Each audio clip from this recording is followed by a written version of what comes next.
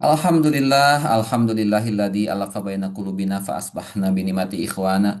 Asyhadu an la ilaha illallah wa asyhadu anna Muhammadar Rasulullah. Allahumma sholli ala Muhammad wa ala alihi wa sahbihi ajmain. Allahumma ftah lana qulubana wa alhimna rushdana wahdina ila siratikal mustaqim. Allahumma inna nas'aluka ilman nafi'an wa imanan sabitan wa yaqinan rasikhan wa qalban khashi'an wa lisanan zakiran wa rizqan halalan thayyiban wa amalan sholihan mutakabbalan wa hayyikum jami'an li tahiyatil Islam. Assalamualaikum warahmatullahi wabarakatuh. Alhamdulillah, kita memuji syukur pada Allah Subhanahu wa taala masih diberikan kesempatan dan usia hingga bisa menapaki hari-hari bulan Ramadan yang mulia. Berjumpa kembali dengan program Ramadan Terang dari Brightnesia, dan insya Allah pagi ini tidak kalah spesial seperti pagi-pagi sebelumnya. Kita akan membahas suatu hal yang ini memang jujur sangat Brightnesia banget barangkali ya. Jadi berhubungan dengan apa yang kami lakukan di Yayasan Brightnesia ini, insya Allah akan kami sampaikan dan mudah-mudahan menginspirasi kawan-kawan sekalian. Oke, kita perbesar. Ini tema yang akan kita bahas pada pertemuan kali ini, insya Allah, tentang mewarisi jejak Perawi, membangunkan raksasa tidur dalam jiwa pemuda. Sejatinya ini pernah disampaikan di Training for Mentor untuk Brightnesia, karena Brightnesia ini adalah sebuah yayasan yang concern untuk menjadi kakak asuh remaja Indonesia. Sebagaimana yang kita saksikan di sosial media ataupun dalam berita-berita, Masya Allah ya, satu sisi kita optimis terhadap generasi ini, banyak adik-adik kita yang sekarang tumbuh sebagai internet native yang barangkali, apalagi AI native barangkali yang begitu cerdas. Mereka mendapatkan informasi yang melimpah, bisa menganalisa bahkan semenjak kecil juga kami lihat seperti itu. Gen Z dan Gen Alpha ini generasi yang insya Allah kita harus nantiasa optimis, berhusnudon. Mereka orang-orang yang akan mengantarkan zaman ini menuju ke zaman kelima. Karena sekarang kita berada di zaman keempat, dan insya Allah kita akan menyongsong zaman kelima. Mudah-mudahan mungkin nampaknya oleh Gen Z atau Gen Alpha ini yang memang eh, ada yang pakar yang mengatakan kalau Gen Z ini adalah yang mengandok kerusakan-kerusakan yang ditimbulkan oleh generasi milenial sebelumnya yang relatif agak narsis begitu, karena mereka baru barangkali bersinggungan dengan internet kalau milenial begitu ya. Nah, Gen Z ini lebih menyukai harmonisasi dan autentikasi. Jadi mereka sebenarnya berupaya untuk memperbaiki keadaan dunia ini walaupun sering disalahartikan sebagai generasi yang barangkali generasi yang rapuh, istilahnya generasi strawberry begitu ya. Tetapi mereka menyimpan potensi yang sangat besar, kita harus yakin. Gen Alpha, apalagi Gen Alpha ini bahkan ada yang menyebut the truth gitu ya. Mereka adalah generasi yang sedemikian rupa eh, jujur, blak-blakan, terbuka, dan mudah-mudahan kalau isi mereka adalah sebuah kebaikan, mudah-mudahan yang eh, perilaku yang belak-belakan, terbuka, cerdasnya seperti itu juga memang untuk kebaikan. Nah, itu yang kita harapkan dari Gen Alpha, insya Allah ya. Jadi, eh, kawan-kawan sekalian, ini tema yang sangat menghujam menurut kami pribadi. Bagaimana kita mencoba melihat generasi muda ini dengan lebih objektif, dan kita bisa berharap banyak dari mereka untuk memperbaiki bumi ini. Karena menurut para pakar memang bumi ini, Indonesia ini tidak bisa diperbaiki dengan cara-cara lama begitu ya. Tidak bisa diperbaiki dengan cara-cara yang sudah dicoba berbagai cara, tetapi dengan kembali kepada Islam, insya Allah kita bisa memperbaiki bumi ini, dan kehadiran para pemuda tentu adalah generasi yang diharapkan kemunculannya. Kita mulai dengan sebuah fakta yang tidak terbantahkan bahwa Rasulullah Muhammad SAW Alaihi Wasallam bertugas sebagai Rasul itu hanya 23 tahun. Dari usia 40 sampai usia 63 saat beliau dipanggil oleh Allah Subhanahu wa taala kembali ke haribaannya. Nah, sepanjang 23 tahun itu mencengangkan bahwa Rasulullah memiliki berhasil mencetak kurang lebih 2.000 sahabat yang tipikalnya sahabat ini adalah merupakan leader top level dunia. Artinya di Madinah saat itu, Mekah dan Madinah setelah futuh gitu ya. Di Madinah saat itu, maka dunia membutuhkan rujukan untuk berbagai persoalan kemasyarakatan, persoalan peradaban, persoalan-persoalan kehidupan, maka sesungguhnya para sahabat Rasulullah yang berjumlah 2.000 ini mereka adalah orang-orang yang siap sedia untuk menjadi model, menjadi prototipe untuk menjawab kebutuhan-kebutuhan peradaban dunia bangsa manapun. Dahsyat sekali. Menurut ahli Syiros, ahli sejarah Syekh Dr. Munir Godban, Rasulullah SAW tidak wafat kecuali telah meninggalkan 2.000 pemimpin yang siap memimpin bumi dan mengembalikan cahaya Allah. Bayangkan oleh kita, Rasulullah ketika menerima wahyu pertama kali kondisinya sendiri beliau, kemudian beliau memberitahukan kepada istrinya, kepada keponakannya, Ali bin Abi Thalib, kemudian akhirnya mereka masuk Islam segera, kemudian kepada Abu Bakar Asyidi, kemudian Abu Bakar mengajak sahabat-sahabatnya yang mulia, yang utama, Utsman bin Affan, Abdurrahman bin Auf, Zubair bin Awam, nyaris barangkali kurang lebih 6 sahabat yang dijamin masuk surga diajak oleh Abu Bakar As-Siddiq. Sampai kita tahu peristiwa hijrah ke Madinah dan kurang lebih Islam memulai dakwah di Madinah juga sedikit orang, kemudian menyebar sampai akhirnya bisa kembali untuk menaklukkan Mekah di tahun ke-8 Hijriah. Dahsyat sekali perjalanan hidup Rasulullah, tetapi faktanya bahwa tidaklah Rasulullah wafat kecuali beliau telah menyiapkan para penerusnya. Nah, ini insight pentingnya. Kepemimpinan ini tidak lahir kebetulan, ini adalah hasil engineering rekayasa pendidikan yang dahsyat. Tentu bukan hanya sekedar rekayasa dari Rasulullah, tapi ini adalah rekayasa Allah Subhanahu wa taala. Bayangkan kita sudah terpisah 1447 atau mungkin lebih berarti ya 1457 barangkali kalau dakwah ini dimulai begitu tahun yang lalu dengan Rasulullah, tapi kita masih bisa menikmati mendapatkan karunia kemuliaan Islam ini dan insya Allah sampai generasi menjelang kiamat nanti juga akan tetap mendapatkan. Ini dahsyat sekali dan sekaligus ini juga memberitahukan hal yang penting kepada kita bahwa tidak mungkin Rasulullah bisa melaksanakan dakwahnya sendirian, maka Allah Subhanahu wa taala menyediakan para sahabatnya dibentuk oleh Rasulullah dengan petunjuk Allah sehingga boom peradaban Islam menjadi agama terbesar di dunia saat ini. Insya Allah. Nah, realita itu juga lebih mengerucut lagi ketika kita lebih dahsyat lagi mengetahui bahwa ternyata di antara 2.000 sahabat itu yang menjadi tulang punggung peradaban ini menyebar ke seluruh dunia, mereka adalah 67%-nya adalah merupakan eh, partisipasi atau saham kebaikan kontribusi dari para pemuda belia. Dahsyat sekali. Kawan-kawan mesti mengetahui bahwa ternyata kurang lebih 67% hadis Nabi SAW yang sampai kepada kita itu dibawa disebarkan oleh sahabat-sahabat kecil, sahabat-sahabat muda belia. Bukan semata-mata sekedar sahabat senior gitu. Abu Bakar Umar mah boleh itu disebut senior. Ternyata 7 orang perawi hadis itu yang terbanyaknya adalah anak-anak muda. Ini fakta yang mencengangkan. Lihat, 7 orang perawi sahabat yang paling banyak meriwayatkan hadis, 4 dari Mekah, kemudian 3 di Madinah. 4 dari Mekah yang pertama termasuk Mekah ini adalah dari Yaman ya yang kemudian hijrah. Ini adalah Abu Hurairah radhiyallahu anhu. Beliau perawi terbanyak kurang lebih 5.374 hadis.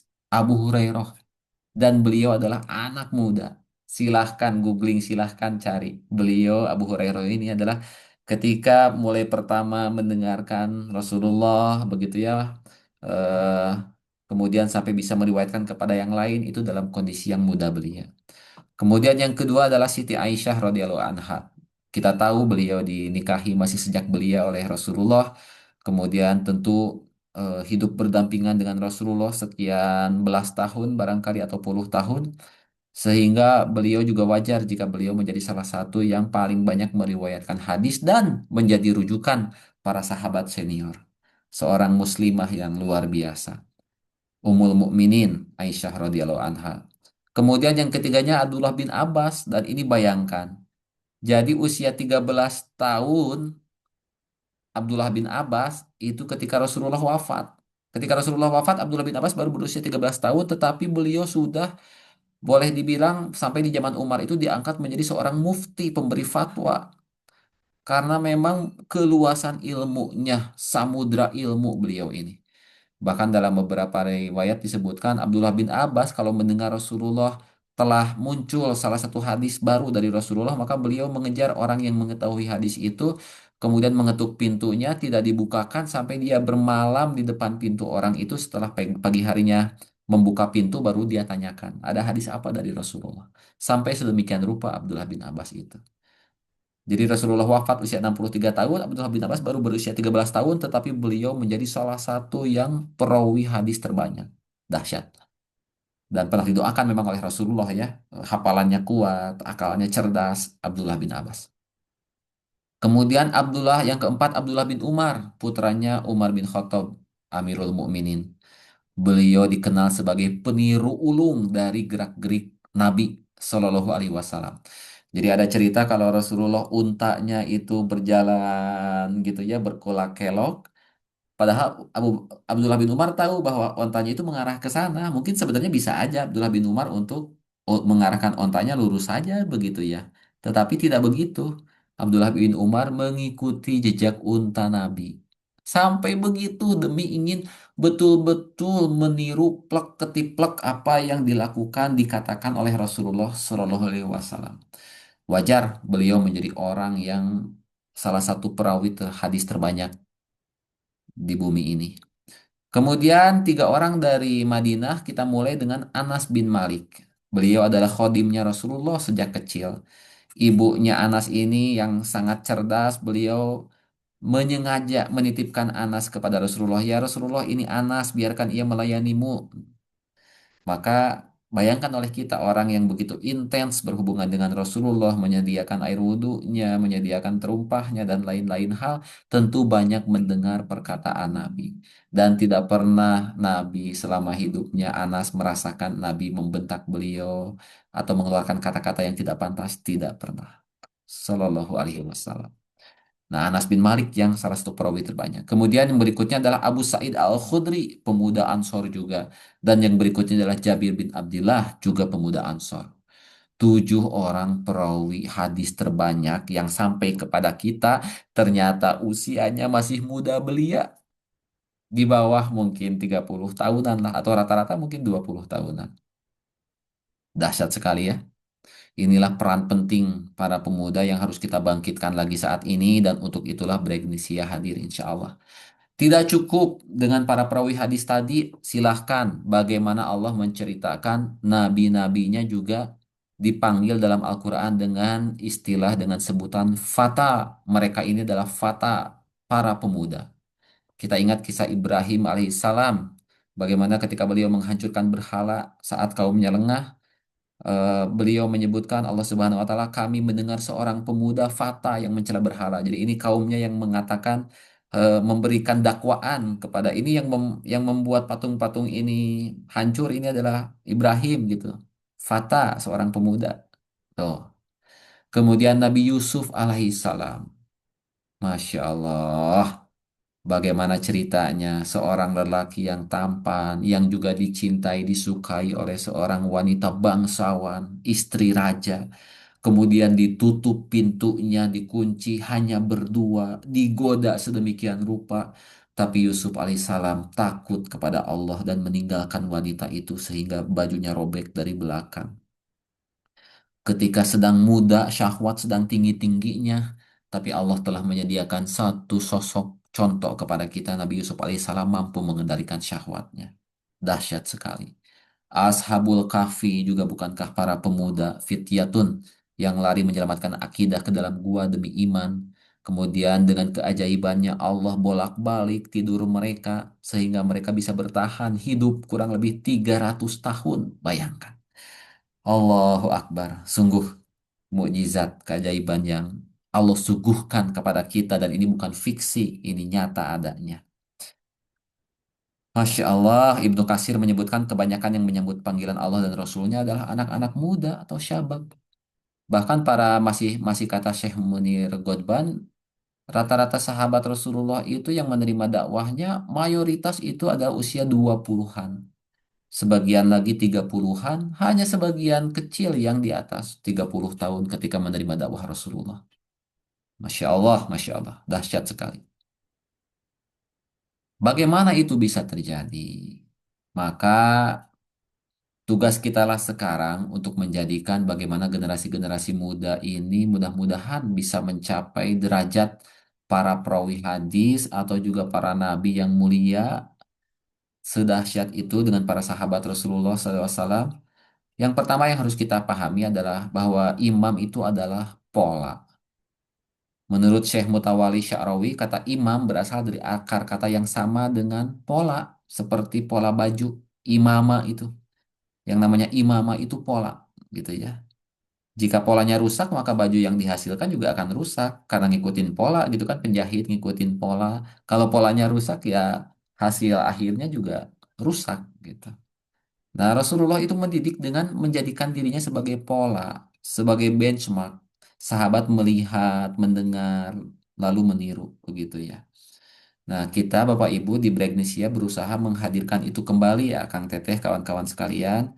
Jadi kita punya program unggulan kakak asuh, yakni melaksanakan mentoring. Kita berupaya untuk menghimpun kakak-kakak yang memang relatif sudah apa ya, dengan kualitas tertentu, insya Allah mereka orang-orang yang senantiasa ngaji, orang-orang yang senantiasa rajin mencari ilmu dan menjaga dirinya, menjaga kesolehannya. Maka kami himpun mereka dan kami minta kesediaan mereka untuk menjadi kakak-kakak asuh bagi adik-adiknya.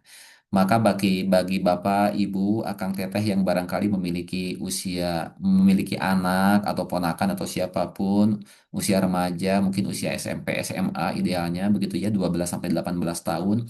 Boleh silahkan titipkan ke Bragnesia. Kita punya kakak-kakak asuh yang akan mencoba memberikan keteladanan dan mendidikkan al-Islam kepada mereka insya Allah. Karena demikian alurnya tidak ada pilihan lain gitu. Jadi apalagi dengan tantangan sekarang barangkali ya nanti kami terangkan di slide berikutnya.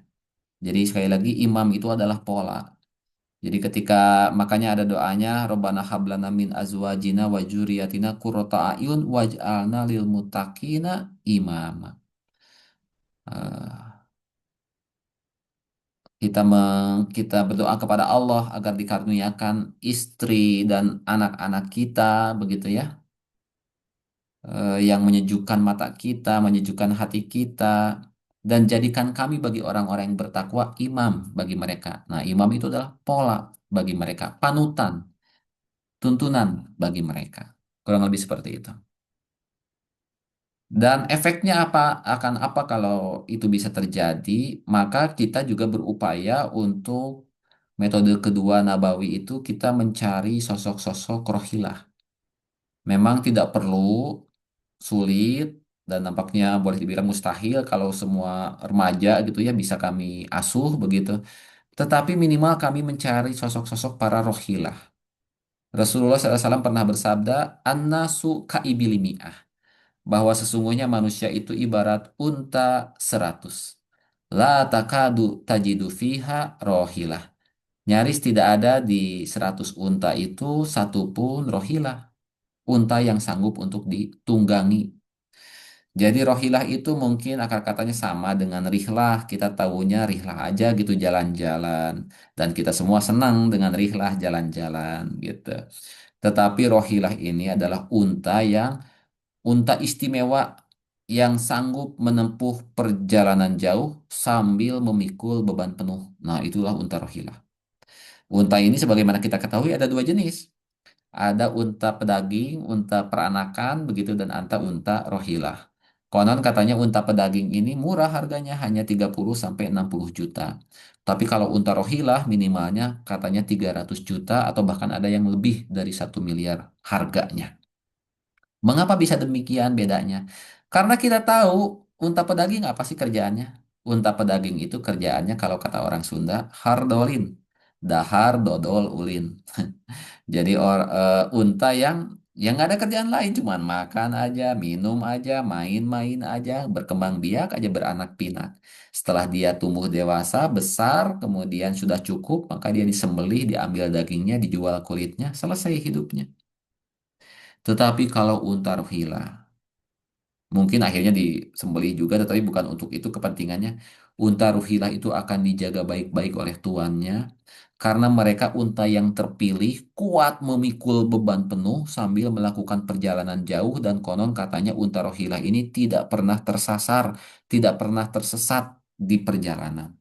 Canggih mereka ini. Mereka ini sangat efisien, diberi minum tidak seberapa banyak, tetapi dengan minum yang sedikit itu mereka mampu melakukan perjalanan jauh. Bukankah itu akan membuat senang dunungan, membuat senang tuannya? Dikasih modal makan sedikit, minum sedikit, tapi kerjanya banyak. Haha, itu karyawan yang disukai, karyawan teladan. Itulah hebatnya Rohilah. Sehingga dicari-cari unta Rohilah ini. 1 banding 100, susah menemukannya. Manusia juga demikian. Barangkali banyak manusia yang hanya sekedar pedaging. Hardolin, dahar, dodol, ulin gitu. Tetapi sungguh kita mendambakan mudah-mudahan di antara 100 hardolin itu 100 eh, masyarakat awam itu gitu. Kita mudah-mudahan bisa menemukan sosok-sosok rohilah ya, eh, yang mampu memikul beban umat ini, mampu melakukan perjalanan dakwah yang panjang ini. Mudah-mudahan kita sekalian dikaruniakan oleh Allah termasuk dalam golongan rohilah-rohilah ini insya Allah. Begitu ya. Nah, kita berupaya untuk mencari yang kurang lebih 1% inilah, 1/100 kan. 1% ini Bapak Ibu jika punya anak-anak, ponakan yang nampaknya hanif gitu ya, berkepribadiannya sudah hanif, atau sebenarnya dia mungkin bengal gitu, sulit diatur seolah-olah, tetapi kita yakin dia punya potensi sebenarnya. Ayo titipkan ke Bregnesia insya Allah. Nah, kemudian metode ketiganya Jundi Mundabit. Jadi, kalau mau jadi pemimpin yang hebat, ciri-cirinya harus dimulai ketika dia mau menjadi anak buah, bawahan, atau jundi prajurit yang taat, yang kokoh. Syekh Munir Godban masih mengatakan sifat pemimpin nomor satu adalah dia harus jadi jundi mundabit terlebih dahulu. Prajurit yang tangguh, prajurit yang setia, gitu ya. Nah, itu harus dimulai. Jadi, mau tidak mau, nggak bisa kita ujug-ujug ingin menjadi orang yang leader gitu, pemimpin hebat atau apa. Harus diuji dulu sedemikian rupa ketika dia mau untuk dibina, di-mentoring, kemudian mungkin diberikan pelatihan-pelatihan, di training. Nah, kalau itu semua bisa dilalui, wah keren. Nabi Ibrahim alaihissalam adalah orang yang dipuji oleh Allah sebagai orang yang wafa, orang yang sempurna dalam menjalankan ujian-ujiannya. Dan itu karakter yang juga harus kita miliki, begitu ya. Karakter Juni yang mundabit, disiplin sebelum nanti jadi kiadah. Gitu. Dulu kasusnya juga sama. Rasulullah ketika di Mekah kan sudah mendapatkan intimidasi, ada yang eh, orang tuanya Yasir yang ditarik oleh kuda gitu ya, kemudian juga Sumayyah yang ditumbak begitu. Maka Rasulullah hanya bisa memberikan nasihat kufu aidiakum, tahan tangan kalian. Itu melatih ketaatan, menahan diri dan kesabaran fisik. Jangan melawan, wayahna. Bukan waktunya sekarang kita melawan. Tahan walaupun para sahabat sudah greget, Umar sudah greget gitu, tetapi itulah pelajaran disiplin dari Nabi kita Rasulullah. Dan ini penting sekali ya untuk makanya di Bagnesia kita mulai gitu dengan adab dan kedisiplinan. Apa kita ini perjalanan yang panjang Bapak Ibu, kalau mentoring itu pembinaan itu bukan hanya ingin instan gitu seperti bimbel mau masuk ke kampus begitu dibimbelkan 2 3 bulan masuk kampus. Bukan, bukan seperti itu cara kerjanya. Tetapi kami menyediakan diri, korps, korps mentor kami, pementor kami menyediakan diri untuk mendampingi Bapak Ibu. Kalau perlu ya, Allah alam ya kita tidak tahu mungkin seumur hidup. Tetapi insya Allah kita berkomitmen untuk mendampingi. Kenapa? Karena kita peduli Bapak Ibu. Karena kita yakin sekali bahwa aset paling berharga bangsa ini adalah para pemudanya. Pemuda adalah rahasia kebangkitan. Dalam setiap kebangkitan, pemuda adalah rahasianya. Dalam setiap pemikiran, pemuda adalah pengibar panji-panjinya. Kemudian ini tantangan yang kita hadapi, yang sudah kita maklumi bersama. Bapak Ibu juga tidak akan membantah perihal ini ya. Ya ini kita harus berlomba sekarang bagaimana anak-anak kita mungkin lebih dekat dengan gadgetnya, dengan scroll sosial media, begitu ya. Tetapi kita harus optimis bahwa walaupun mereka tidak bisa dihindari untuk senantiasa akses sosial media dan sebagainya, tetapi mereka itu tetap kok ada kekosongan di diri mereka. Mereka butuh figur yang mau mendengarkan mereka, yang mau menyentuh mereka, merangkul mereka, melindungi mereka dari ancaman, dari bahaya. Sekedar mendengarkan curhatnya, sekedar mendengarkan keluh kesahnya, kekhawatirannya, anxiety-nya. Nah, Bragnesia menyediakan untuk itu semua, insya Allah. Jadi, Bapak Ibu sekalian, nah ini di spill lagi, zaman Nabi kurang lebih 3 per 4 sahabat itu berusia kurang lebih 20 tahunan. Produktif dan penakluk ya, luar biasa. Dan kita harus ingat, dan diingatkan juga kepada anak-anak kita, bahwa salah satu yang ditanya oleh Allah nanti di hadapannya, yakni Ana umrihi ma'afna, tentang usianya untuk apa dia habiskan. Begitu.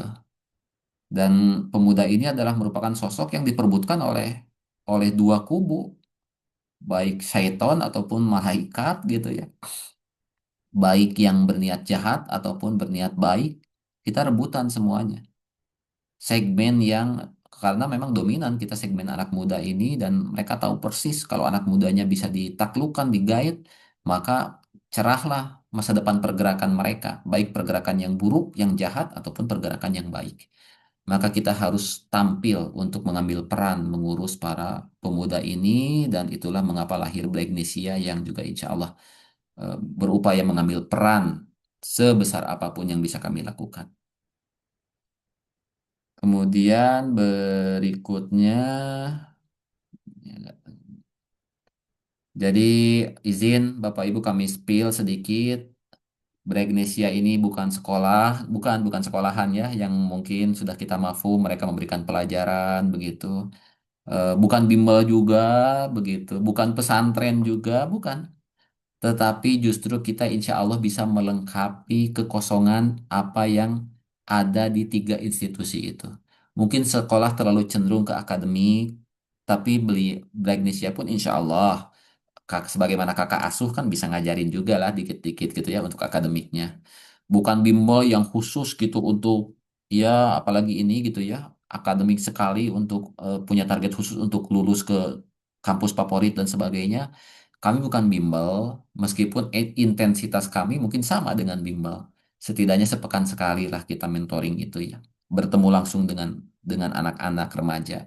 Kami juga bukan pesantren yang sangat intens setiap malam, setiap waktu begitu ya, berada di pesantren di karantina menjadi inkubator.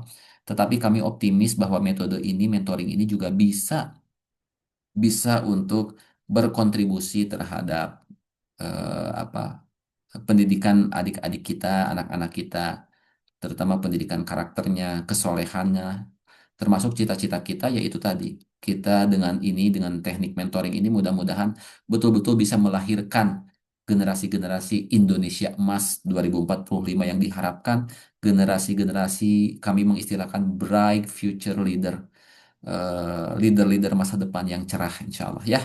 Amin. Mohon doanya Bapak Ibu mumpung lagi Ramadan. Insya Allah. Ya, kurang lebih ini kurikulum yang coba kami susun, Break Leader Junior untuk fondasi ya Jundi gitu 12 14 tahun.